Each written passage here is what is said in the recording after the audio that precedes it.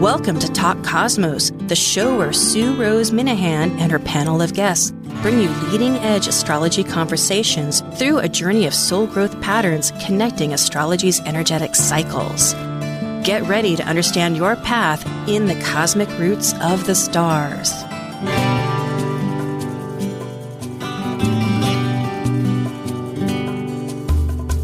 Hello and a big Mother's Day. Hello and a big Mother's Day to everybody. And if your mother's not here any longer, happy parenting yourself. And if you had a better idea about parenting yourself, yay! That's what it's all about. We live and learn, and blessings to all. So today is May 14th, and this is Talk Cosmos Archetypal Symbols, because we're the second week of every month. I'm Sue Minahan, founder, and so glad to be here. This Taurus New Moon, it's very strong. We have so many energies of consciousness occurring at this time, prior and big planets moving into new signs, that the dynamics are powerful. And I know myself, I'm realizing that my whole life structure has reshifted, or is reshifted a word? It's shifting, right? It's shifting. And the people I know, their lives are shifting, meaning that there's like tides or earthquakes between coordinating in connections. I am in Seattle, Washington, actually proper Bellevue. I came here and I'm with one of our panelists. The other has a mother that she's celebrating and will be also with us, because we are now ready for archetypal symbols. I hope all that makes sense. Synthesizing the current archetypal new moon energies through weaving symbol systems such as Sabian Symbols, numerology, Mayan Nawal energy days, or even Tarot, connecting to the astrological data and concepts for planets and cosmos. This is your Archetypal Symbols panel. I'm Sue Minahan, the founder of Talk Cosmos, an eclectic evolutionary astrologer, consultant, certified color energy life coach, vice president of the Washington State Astrological Association, member of Kepler Astrology Toastmaster Club, of a Dwarf Planet University diploma and AA with music degree. I love mythology, philosophizing, collaboration. I'm an artist, writer, a perpetual student of life. I'm Elizabeth Liz Machette, a professional astrologer, intuitive, numerologist, and tarot reader. I'm a certified sacred healing counselor, providing nurturing, in-depth consultations for individuals and couples. I'm an author, blogger, speaker, and international Reiki master and teacher. I create safe space in which to explore the deeper patterns of your life, to clarify your current circumstances and help you find your best path forward. And I'm Justin Crockett-Elsie, an archetypal astrologer, teacher, and author. I combine both Western ancient astrology and modern psychological astrology with Eastern Vedic astrology, and I specialize in predictive, electional, and karmic astrology for individuals and couples. I'm a certified aromatherapist, an essential oil specialist, and an herbalist, and I offer remedial modalities of plants for psychological life issues to empower clients with compassionate healing. I also do in-depth astrological research into arcane astrological concepts, focusing on the mystical, occult side of astrology. Eleanor Roosevelt once said, "Yesterday is history, tomorrow is a mystery, and today is a gift." And that's why it's called the present.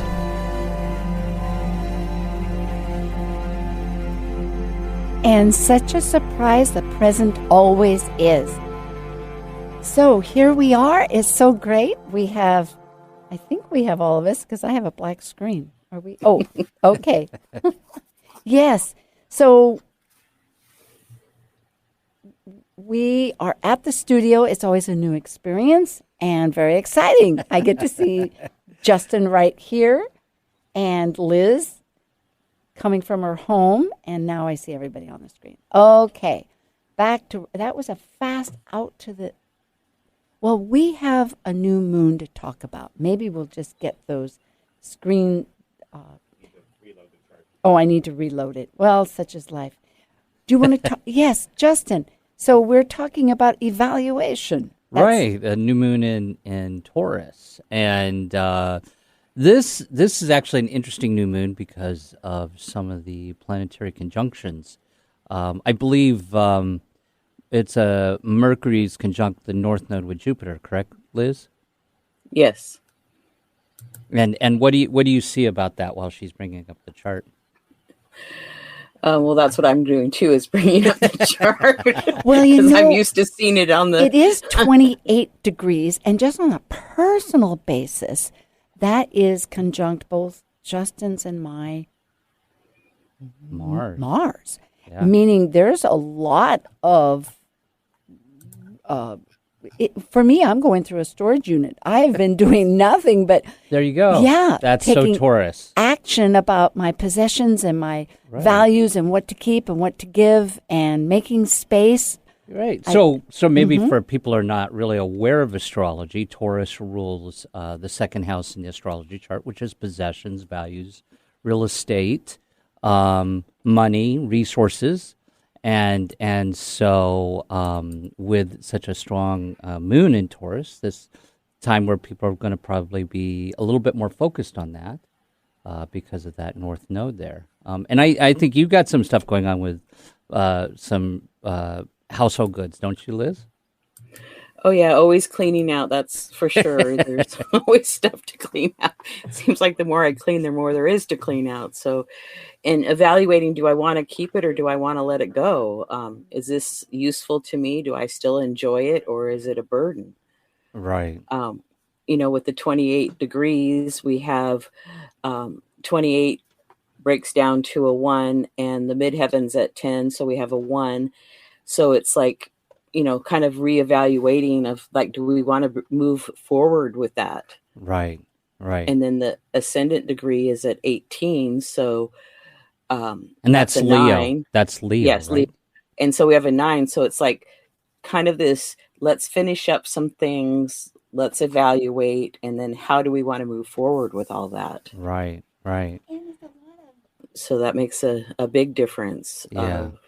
To me, it's definitely more active. It's definitely a more active, because Taurus can be a little bit, with Taurus energy not moving so quickly, right? I mean, it's not slow, but it evaluates when it needs to engage in stuff. It doesn't move as fast. But this one, especially with the lunar mansion and the nakshatra in Kritika, which is associated with the Hindu goddess fire. This is a Taurus energy in this particular nakshatra, which is a little bit more curious, and definitely being a fire god relates to that ascendant in Leo. It's much more active and curious and willing more to take risks, this Taurus moon, Well, risk, here I am. Well, and then the tarot cards that I picked and we kind of talked about was the Hierophant for Taurus. Right. And the Empress for Venus, because Venus is very prominent in this chart. And the Hierophant, to me, and then you can add knowledgeable, spiritual mentor, teacher, a lot about tradition. Yeah, conservative tradition, values. And surprises. I think Uranus is happening. Because here I am. I've been going, I'm here, but I'm not here. It's like I'm probably closer if I was in Hawaii. Well, I'm not. So Sue's back. Yes, I'm back. So we have slides, and we are, as a title, evaluation. Justin and I all three of us were talking about the Sabians, which we'll bring up, and we'll explain some of that as we go for those people that aren't familiar with our focus, because many ways to talk about a new moon, but we're talking about it from some of the symbols that are so potent. Yeah. Yeah, So potent, exactly. Yeah. So here we have Liz and Justin. You can always find them at their websites and myself. So numerology, just what you two were talking about. They add up to 1. Yep. And beginning and endings. Thank you, Liz, for that work that you did, which isn't that a lot of transition? Yes, and it's it's like it's not all you're not letting everything go at once, and you're not starting everything over. You could just be reevaluating and reworking something. It doesn't mean you have to start a whole new beginning, but it's like do something in a new way. On a personal level, that's so true. Quickly, I moved from 10 to 5 to 4.5 to 5 storage unit, giving stuff away. And I also have an interview coming up on a podcast called Interview Elite Podcasts, which will be fun to air, which I haven't scheduled yet. Just a short little 5-minute one. But it's like just that. Like, what are we keeping and what are we renewing? And I think we're going to start a bit of Patreon for Talk Cosmos. So that's a new energy. Justin, you've got an eye. What? Yeah. Right. I was going to say, I liked that word that you used, Liz, which was like, what was it? Do something, or this is a little bit more of an action-oriented Taurus moon, right? You use the word do something. Even if it's a small thing, it could be one piece of paper that's there that you need to put in the recycle box, or or move one little item. Right. It can be very simple, small steps to begin with. Well, that's a good reminder, because whenever you think about Taurus and Jupiter, I think big. I really do. Maybe because my Mars is in Taurus. Here we have the tarot card for Taurus. Yeah. And Liz, the Hierophant. Yeah, Liz was just talking about that. Yeah. And there's a couple of different pictures. I love that one with the Buddha there. I don't know who and the roots coming from the trees, and the two different colors, and the rainbow coming out of it. I thought that's a great imagination. So it's really like that. Would you say then mostly, because I always find this particular card of the major arcana a little more difficult, because it's not the emperor. It's really the, they refer to as a pope sometimes, but I don't really consider it like that at all. But I guess it is a hierarchy of talk a little bit about it. Yeah. Well, it's a traditional spirituality. It's the papal, the Pope, and the original, and then of course the High Priestess was the female Pope, the Papes. I think that's how you say it. Anyway, So it, as Liz was saying, it relates to that sort of knowledge and teacher and tradition. So what some kind wisdom, the wisdom keeper maybe, and a mentor, counselor type of thing. So it does have a tradition associated with it. Right. Oh, so that could even be astrology teaching, and traditional, perhaps, or any kind of wisdom keeper. Yeah. Thank you. And the Empress, had you talked about her, the ruler of Taurus? Go ahead, Venus. She rules Venus, and Venus is very prominent in this chart. That's why I added 2 tarot cards, because I thought it was appropriate.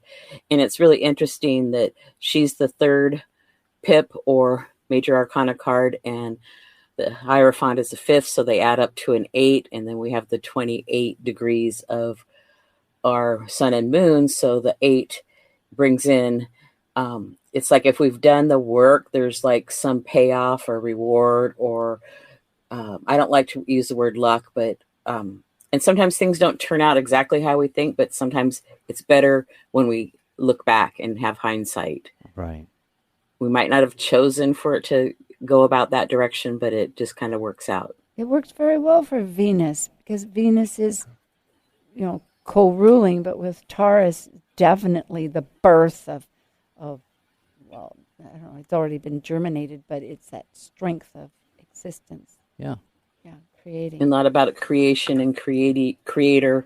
It's like the ideas. It's like planting the seed even.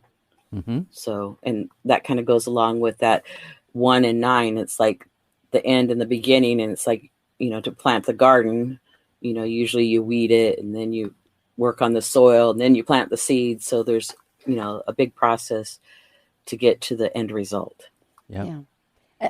My mind was going off in the number 8, but I guess we don't need to elaborate too much, because I was reading that it's really achievement, and that, would you say that from one interpretation that blessings, if you receive, then you hand something back. It's very spiritual in a sense of balance with the universe. So that's part of this, maybe an inside track of our beginnings and endings that we're doing. Would you say that? With values, right. Okay. And well, and of course Venus ruling Libra as well. There's that relationship you're just True. inferred to. Yeah. Yeah, relationships. All right, next, Sabian Symbols. And generally for our podcast people, we will say, again, clairvoyant Elsie Wheeler, 1925, with Mark Edmund Jones, the astrologer, created these imageries for each zodiac degree. So they're very symbolic. They've been interpreted many times, and we will discuss them. We always start with the ascendant, and then go to the midheaven, and then we'll go to the new moon. So, and maybe for people who are new to astrology, knowing that every time there's a new moon, then the part of fortune is right on the ascendant, conjunct the ascendant. And this one, we got the Leo. That's fascinating, yes. And yes, exactly. So 18 degrees Leo and 33 minutes, almost 18 and a half, essentially, degrees, which is my mind flips around different ideas. I've been flipping around a lot with my ideas, so I'm going to try to stay steady here. Taurus, steady. Let you two elaborate. But interestingly, this is a pretty dynamic chart. Immediately, it's got that tension all the way around. It's got an opposition between the two rulers of Scorpio, which is the south node, past and present, you could almost say. And each one is like Mars. Well, here we're talking aspects and not Sabians. Shall we continue? Yeah, let's go. Let's dive in. All right. Thank you. And I just want to mention that we use 3 degrees of the Sabian symbol. And to keep it simple, it's like what led up, the present, and where we're going next. So you could simplify it and say the past, present, and future. Beautiful. Well, past, then I'll begin, and then Liz, and then Justin. Leo, 17 degrees. It's a volunteer church choir singing religious hymns. So it's that togetherness, and the key word is togetherness. And who's next? Liz. Liz, yeah. Leo 18, a chemist conducts an experiment for his students. And the keynote is inquiring into the hidden process of nature and the human mind. And the key word is alchemy. And then Leo 19 is where we're going, is a houseboat party. And the keynote is the enjoyment of temporary freedom from rigidity, structured social behavior. And keywords are freedom from social rigidity. That's pretty powerful. I mean, when you consider that people want to be together in the past for this ideal, and they're transforming alchemy. Alchemy is a really powerful word. And excited about the discovery of it, and then breaking away to that freedom. Yeah. Any other comments? Go ahead. Well, working together to create something. So I think that's beautiful. Yeah, and I like that. It was interesting that on that 17 degrees, it talked about a feeling of togetherness, and then the 19 degrees, which is a houseboat party, also has that, and that's very much that Leo ascendant, which is let's all get together, let's have a good time, and so it's a little, again, speaking to this a little bit more of a fiery Taurus energy on this chart. Yeah, let's have a party. Well, enjoy what there is. Yeah. Don't forget to enjoy. Yes, that's right. Have fun. Right. It's not all grim. Have fun on this new moon. Yeah, so we have a bullseye there, and with the arrow telling folks right where it is. It's always on the east side on astrology. So next is the top. And I'm going to flip to the chart real quick. See here, folks, it's going to be the midheaven, which is the cusp of the, in this case, between the 9th and the 10th house. So I'll begin again. Taurus, 10 degrees. This is the past. A Red Cross nurse, the compassionate linking of all men. And the key word, consecration to humanity. Liz? And then Taurus 11, woman watering flowers in her garden. Development of the power of the mind of which ego consciousness is based. Cultivation. And then Taurus 12 is a young couple window shopping. The keynote is the fascination of the youthful ego with the products of its culture, and keywords are socialization of desires. So what do you guys have to say? Well, I find it very interesting that even though Taurus 10 doesn't say it's a woman, but traditionally a nurse was a woman's career, and then the 11 degrees talks about a woman, and then a young couple. So it feels like the evolution of a person maturing and developing and cultivating, kind of like how we talked about in the Empress card of germinating. So it's cultivating. They correspond with each other. Thank you, Liz, because I had forgotten, but I too was focusing a little on that factor of the gender and just of course, with astrology, it's energy consciousness, so it doesn't matter, but yet that represents this nurturing idea, because we assert and then we receive. That's powerful. Yeah. I always, when these two come together, especially the Red Cross nurse and the woman watering the garden, and then, of course, right after it, this sort of insertiveness into the world about desires. Yeah, I see a lot of times this relates back to gender, sort of that intention of caregiving, of because here we are, the nurse, we're tending a garden, and there's a desire, intention to caregive and to germinate. Back to what Liz said with the Empress, and to remember to take care of yourself also. And to grow and to enjoy, with a couple out window shopping is enjoy again here. It's like these symbols are telling us over and over again, a very similar pattern or the same thing. And it's a good time to plant. If you're going to plant some garden stuff this weekend, yeah. And it is in that house. This is for this because it shifts, but as far as the nation goes, on a generic form, because this is Eastern time that this chart is, which I never had said. It's May 19th, 2023, and we'll say that later, at 11:53 a.m. in the East Coast. So that's what we're looking at here. But it's a stability in that area that we are with the outside world, but on a personal basis, our how we manifest with our ascendant is sort of I keep thinking party, but more of a high, like it's theatrical. I mean, right. It's okay to be right. Mm-hmm. I like how the sun and moon are in the last quadrant here. Mm-hmm. East Coast, it's in the 10th house of one's outer facing to the world, sort of your role, and then if it's West Coast, of course, it shows up in the 11th house. It's still the group structure, and so it's definitely in the last quadrant, which you're talking about right there just a minute ago, sort of getting out there, getting active more, getting something going, like Liz was talking about in the very beginning. Not necessarily starting something new, but getting something going or get moving. Now, we have a few minutes before we leave, I think, for our little breakaway at the half hour.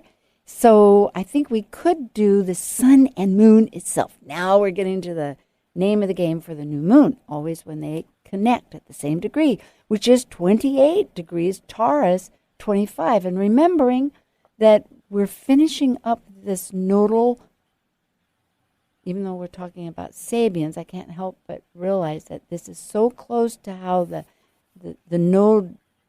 nodal axis, which is North Node in Taurus, started a year and a half ago, back in January of 2021. Yeah. No, 2022. Thank you, 2022. Yeah.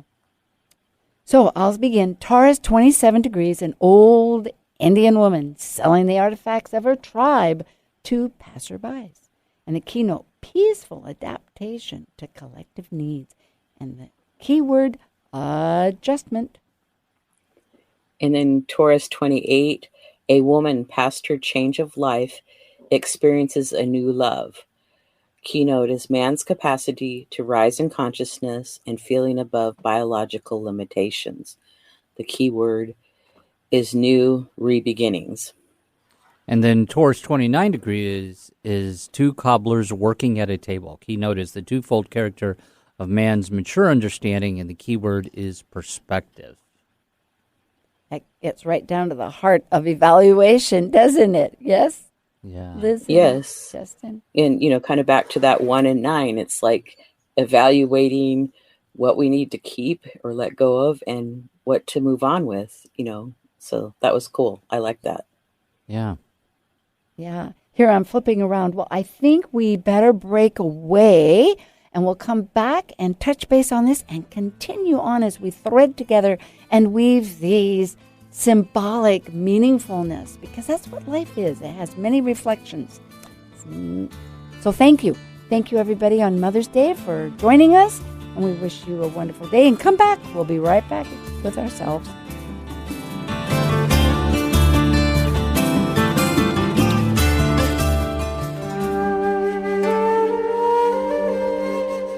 While we take a break from this week's edition of Talk Cosmos, let's take a look at this cycle's archetype.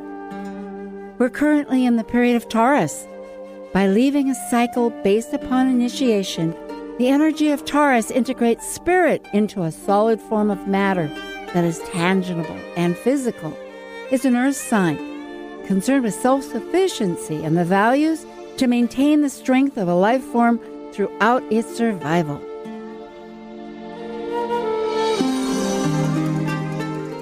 This is Martha Norwalk. Every Sunday morning, beginning at 9 a.m., thanks in part to the Ananda Institute of Living Yoga, we cover the world of animals. This week, May 21st, it's Behavior Training and Healing Sunday with me, and talk with your animals or human loved ones on this side or the other, feng shui and personal awareness coaching with Natasha Venter. Hope you can join us and plan to call in with your questions for either one of us or for a personal reading with Natasha. Martha Norwalk's Animal World, Sunday morning, 9 a.m. to noon, right here on Alternative Talk, AM 1150.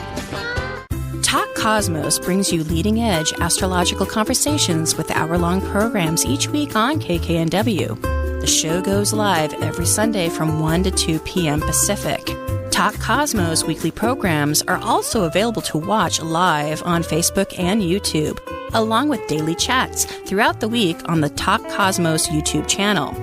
While you're there, make sure you click like and subscribe buttons so you can get the full Talk Cosmos experience.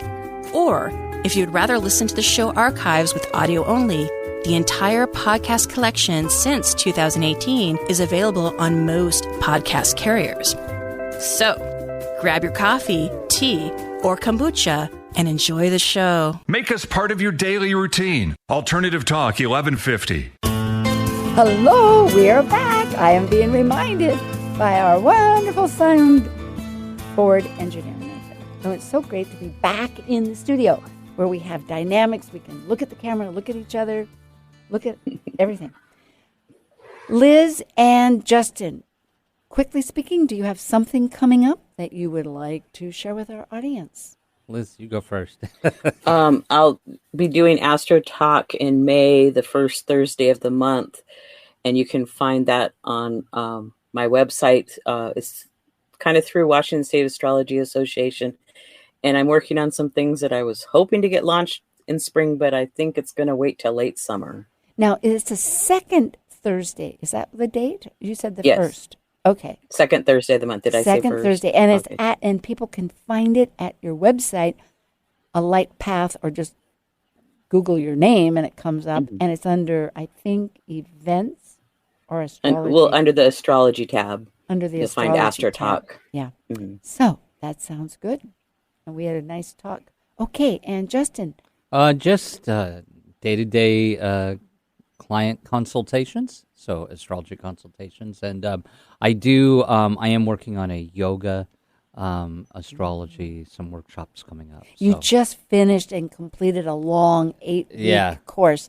So that really takes all the focus. Yeah. And I know you had a lecture series. So very good. Just always checking in. Yeah. And yes, consultations are great. And myself, there will be that little interview that I'll have to tell people about. And, oh, good. All right, let's get back to there we are. The new moon. Here's the times. It's on the 19th of May. And in Greenwich or London, it's going to be in the afternoon at 3:53 p.m.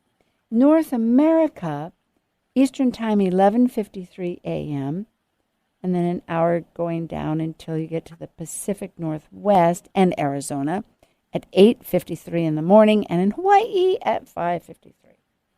So, evaluating perspectives generally will just say that on an objective basis, it's that seed consciousness, which is so amazing. And you've been talking about the beginnings and the endings for this new moon, because it's a strong 28 degrees, almost at the very end.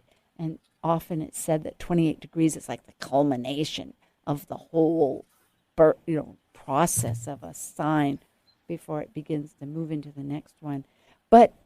And we talked in the very beginning about Taurus. Generally, it's survival-oriented, very earthbound. It's self-reliant, resourceful. It's a grounding fertilization. And the most amazing thing is that only a few days later, Jupiter enters Taurus. So we really are accentuating this Taurian experience right off the get-go, because Uranus has been in Taurus too. I mean, there's a lot of energy. Well, I like it's actually on the new moon. It's in 0 degrees Taurus there. So and it's conjunct Mercury. So I like how you put there that it's deepening that consciousness of Taurus energy, because Jupiter tends to expand and intensify and expand, and so it's right there with Mercury, the planet of communications and thinking, that's deepening that. I liked how you said that. It is, yes, it is. Considering, and there's a lot of Taurus energy in this new moon chart with, the house companions of Jupiter, the North Node, Mercury, the Midheaven, Vesta, Uranus, Sun and Moon, and Sedna. So there's a lot of energy. And those consciousnesses, when you consider that's our hearth, it's our originality of the moment the hearth was Vesta. Uranus is the immediate now. Like, it doesn't care about past and present. It's like right now. And of course, Sedna, she's just going into Gemini on the 16th or 11th of June. So it's and it's a 50-year cycle at this point, going into Gemini rather.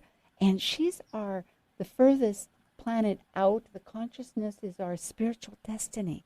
So it's like we're leaving some sense of grounding, talk about another transformation into this connective mental area that's, everything is intertwined. It's like a reflection of a prism in different ways. Right.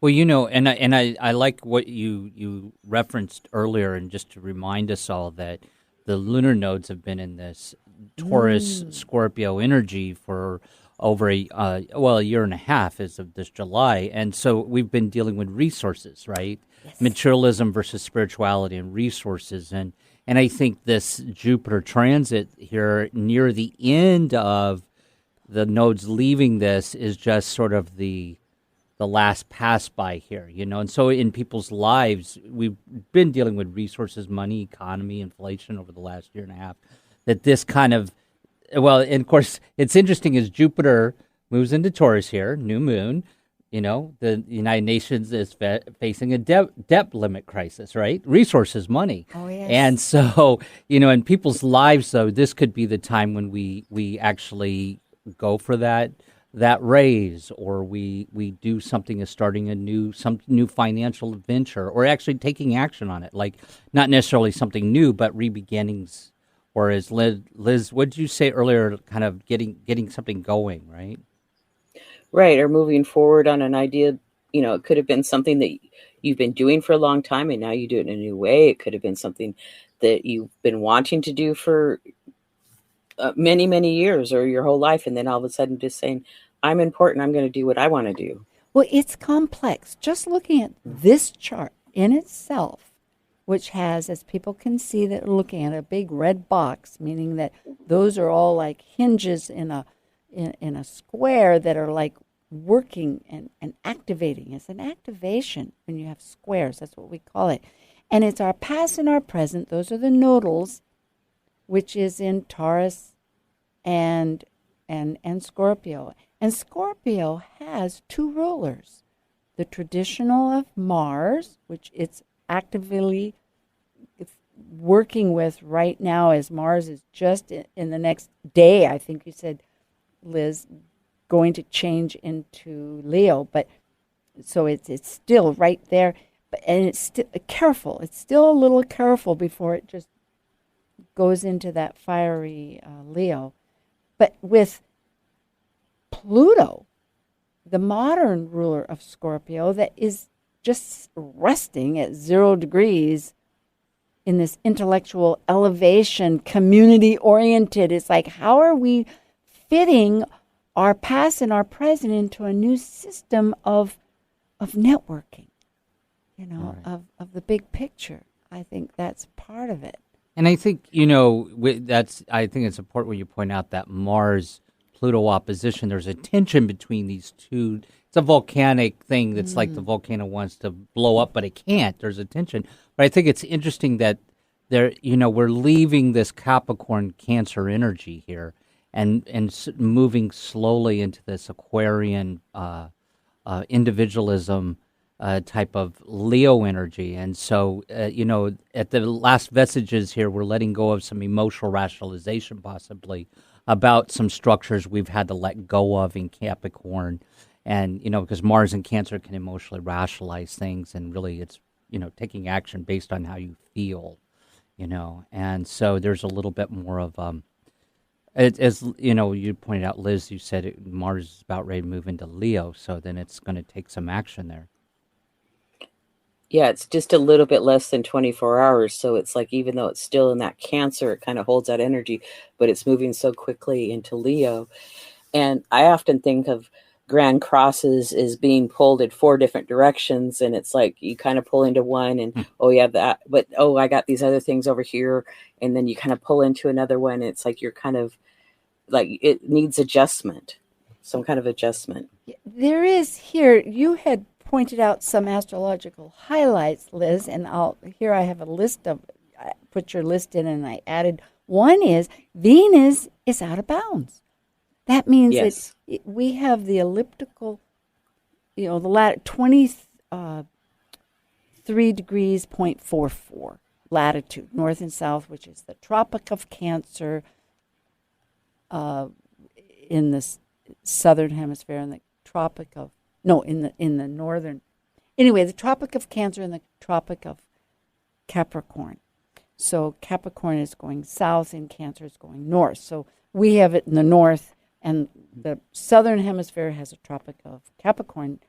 But the point is that the sun can only go to that point as far as on Earth, being directly overhead because of how we orbit the sun. But the other planets, many of them, not all of them, but most of them can go outside of it once in a while, especially the moon.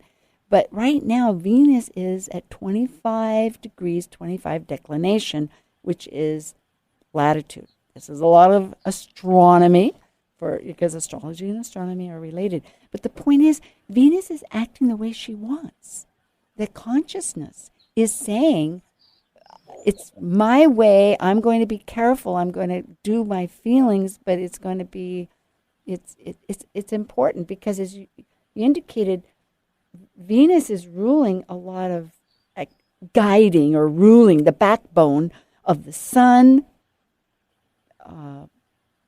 I can't see. I'm being the midheaven and the moon are ruled by Venus, or in Taurus ruled by Venus. Mm-hmm. Yeah. And then, Venus in out of bounds, it's kind of like, okay, she gets to act outside the rules or the box she's been put in or how she's supposed to act. It's like she's a little bit freer here in out of bounds. Some unusual activity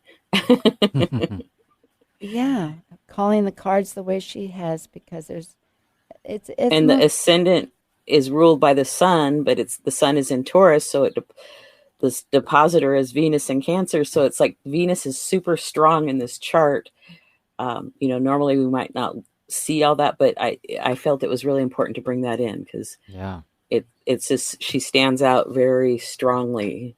So what's the message here? In many ways, for instance, we have Venus in Libra, Venus star point right now too at 29 degrees.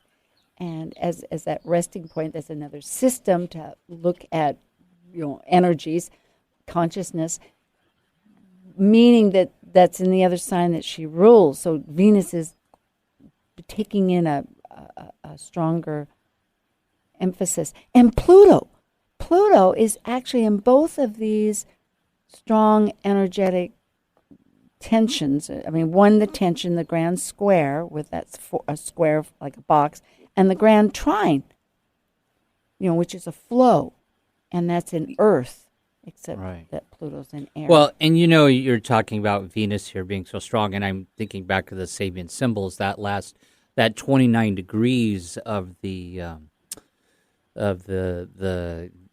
where the sun and moon are going. That 29 degrees Taurus is that last Sabian symbol was about a young couple window shopping and socialization of desires, and Venus representing our desires, what we desire, how we express our desires. And so there's definitely something here about evaluation or perspective of what we desire. I that's what I get out of some of that, Well, it's like, don't forget what we desire. Because some people sacrifice, for their families, or, different sacrifices, and they forget about themselves or what they want. So it's like to come in and have some harmony with that, or we could say balance with that. And I agree. And I think it's also about, as you're pointing out the importance of Venus, about what we desire with this Taurus energy, and going for it. If we want that raise, or we want to, sell the house, or we want to do something, this is a powerful time to pay attention to our desires or what's driving us.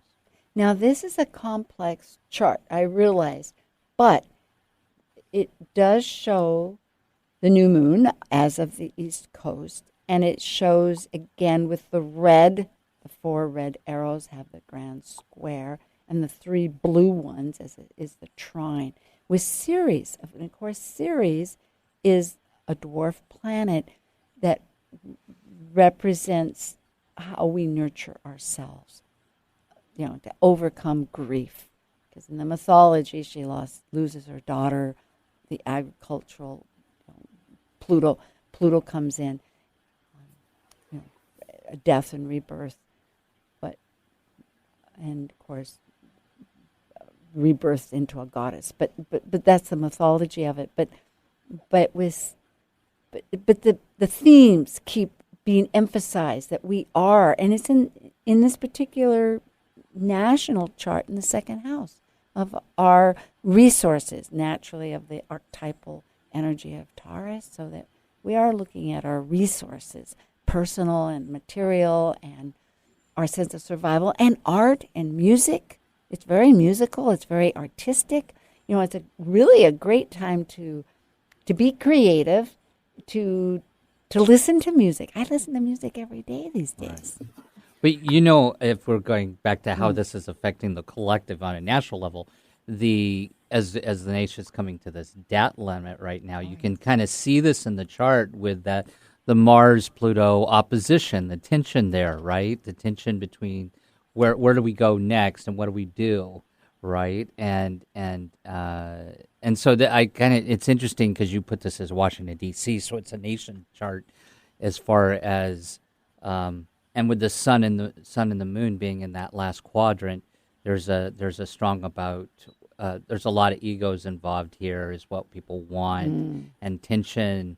And definitely with the Leo ascendant, people are going to want to be getting, that Oh, fire yes, energy right. getting and going. Me, I can do yeah, it. Yeah. I will do it. So it's kind of interesting. Everybody wants something. Everybody desires something with Venus and Taurus there. I know, looking at the different symbols in this chart, oh boy, ones I hadn't really considered, because I'm thinking of other people. Well, that's not really so evident. I'm thinking of our Saturn. That's okay. I'm going to. But it's a blend of energy of the square and the trine. It's like there's some challenging parts, but then there's some harmony or flow with it.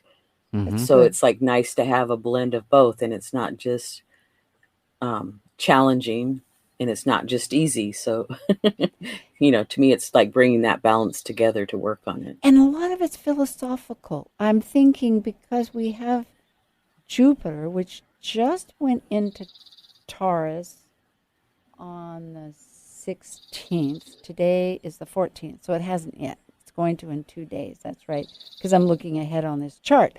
And then in 5 days, of course, will be the new moon as we speak, right? Today is Mother's Day, 14th.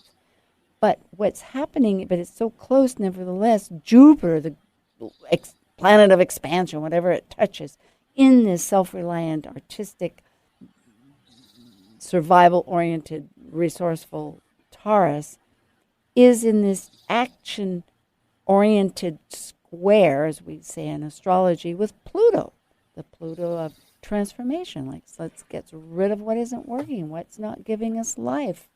And and you see that with that trine with Uranus and Ceres. It's trine. So there's that need to change, and it's, right. And Pluto is trining the sun and the moon, and it's trining Ceres. So that's part of that grand trine. Uranus is coming in here and saying, let's mix things up. That's part of why you're seeing this rebel kind of in Congress, this rebellion. They want to just make. Oh yeah. Let's throw a wrench in the works here. Yeah, monkey wrench. Let's just blow it up and then we'll start over. Right. Uranus is playing, trining Pluto and Ceres there. It's creating havoc or change. Yes, I agree. Well, it wants what makes sense now of energies. But I brought that up because you were talking about Ceres and Pluto and that. And it's so strong. No wonder on a personal level, I would imagine both of you, but we're working on many dimensions trying to go forward, because it's 0 degrees too is the all, but yet it's potential, right? Yep. It's total potential. So, and then the one that is actually focused, I think, what we are, because 2, 8 adds to 10 adds to 1 is like leadership going ahead. So we're trying to find that out. But then again, going back to the numerology of how are we doing it on a personal basis with 18, it's leadership activation, but achievement, but it's like 9. It's like wanting to finish things up. So how do we begin to finish things? For what? For full potential. I think we have to really sit back and realize that our partnership is with this greater unknown factor of life, right? However we want to call it, not to be religious at all, but just on a spiritual basis. I mean, however it works for people, but to realize that there's more energy than just ourselves to get to work with it. And Pluto and Jupiter are at 0 degrees, the beginning, and the nodes are at 3. And then Mars is at the last degree, 29 of Cancer. So it's like this finish and begin, finish and start. It's like it reinforces that energy again of, let's tie some things up. Let's try to bring something to conclusion, or does it need to be reevaluated and let's do it a different way? Right. Or let's make these little changes and then we'll. Right. But I was jumping in because I'm remembering from the very beginning about Leo, play. have fun, enjoy, because it can get very task-oriented, like, oh, I got to do this, oh, blah, blah, blah. And after a while, it's like, hey, life is supposed to be... Well, there's some fire with this. Again, this is, yes. the lunar and the chakras. Oh, the chakras. Oh, let's get there. No, that's okay. Oh, my that's goodness, okay. no. Here we are. It's a bowl shape. That's what you said about the Okay, we did that. And mandala. we have here, what happened to the chakras? Did I lose it? Oh, you know what? Okay, it's earth element chakras. Thank you. Yeah. Justin, you are going to finish us. No, we'll let Liz finish it. But this lunar mansion or chakra in the Jyotish is more of a Taurus energy that's curious and is not so stuck in the mud, and it's associated with the fire god Agni, right? The Hindu fire god. So whereas Taurus is safe and secure, this pot is more willing to take risks, and that's relates to that Leo energy, that ascendant that we see in the chart, and that Mars moving into about ready to move into Leo, and so there's tension and fire in this chart. Ties it gorgeously. And that's the Kritika. Is that how you say it? Yeah. Krttika. Yeah. Nakshatra in Pada 3, yeah. And it's actually 4 degrees, 15 minutes Taurus for those. But isn't that fascinating how all of these, that's why we see some symbolism, why there is symbolism. Because it's like poetry. It gives you a better definition of a clarity, because our minds come together with ideas, and yet these words we try to express. Yeah. Liz? You're not huggable. You're not there. Oh, I think it's great. I mean, can you see me? Yes. Yes, we I can meant see by you. not. We You can are hear you. huggable, but you're not right here with us, sitting in the studio. That's all. Pardon me, folks. Okay, because I know my internet's been a little choppy, so Yeah, so have we all. I We've didn't know all if I been. disappeared again or something. No, you're there. Yeah, we're so this going to is past a and present. Go ahead. amazing new moon. It's like, just to like finish up some things or start to tie up some more loose ends and move forward, let go of things. The Pluto opposite Mars, it's like, to me, I think of Mars as could be a little bit of chaos, but Pluto is like the old way, but like the hidden, it's hidden, it's deep, it's like, I think Mars is trying to bring out what's hidden. Right. I like that because that's working very much with Pluto, that is everything about the unseen. When one's learning a lot of these spiritual ideas, learning what's understood to be about spiritual ideas, because we all have them naturally, but there's such a language about hidden and this, and I keep wondering, what rock do I lift up to find these things? But really, it's just because events occur in kind of in a synergetic manner, just like today, if we went into our calendar of how, I love your birds there. Aren't they lovely, Liz? The birds agree, yes. And so, we have 2 minutes. They do. Yeah. And so, in other words, all this language that we've talked about, whether it's Agni, the fire god, the Hindu that's the backbone of the nakshatra, here that's like, how do you say it, Justin? Kritika? Yeah. And then the numerology, along with the energies of the astrology. Well, here we have Talk Cosmos, different things on YouTube channel. Do join. Thank you for subscribing, and we send a newsletter out. Next week, I have Israel Ahosi again. He's going to talk about the mythology with me of Venus, Aphrodite. Jupiter is in Taurus, so we're going to be talking a lot about a bunch of things like that. And Archetypal Symbols is every second week. Right, Sunday of the month. Thank you. Oh, boy, I need help from my friends. Liz, we have, I think, half a minute. See you all next month. Oh, very good. Thank you. Thank you, everybody, and happy Mother's Day. Do enjoy, and blessings to all these great women that have supported us and to ourselves. We rise to our own occasion, yes? Okay, enough. Thank you.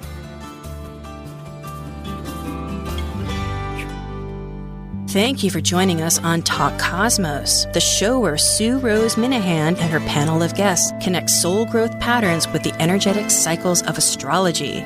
Be sure to tune in next Sunday at 1 p.m. Pacific Time to continue your journey through the roots of the cosmic pathway.